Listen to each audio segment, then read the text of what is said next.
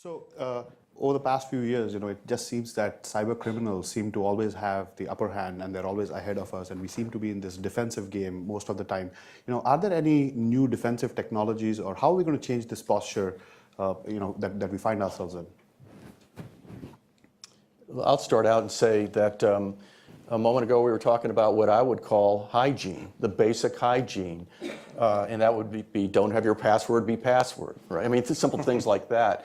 But those basic building blocks are so critical. They're the foundation, and we have to continually educate about that.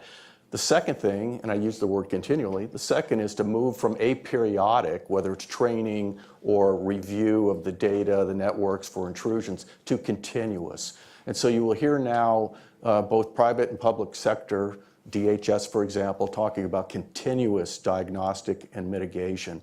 And the reason it's continuous is if an adversary gets inside of your network, we've found historically that on average it's months that they're inside of your databases.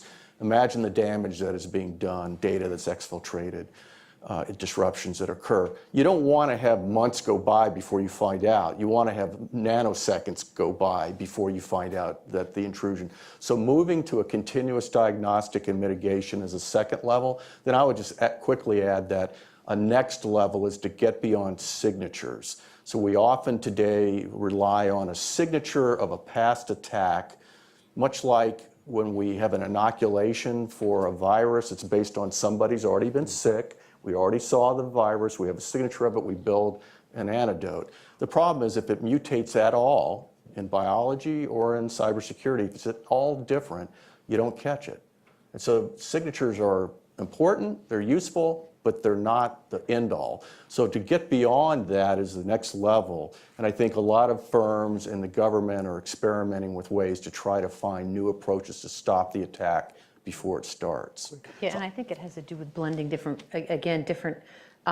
kinds of science together. So I think the next wave, at least for us, is going to be behavioral. So what are we seeing inside of our network that's different than we've seen before? So, every day Stephanie comes to work, she turns her computer on and she does X. Well, she didn't do X today, she did Z, Y.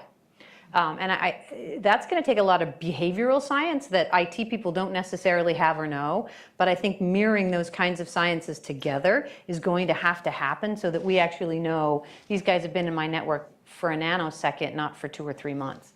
And I think you're going to see a lot more of that kind of technology coming at us pretty fast. Absolutely.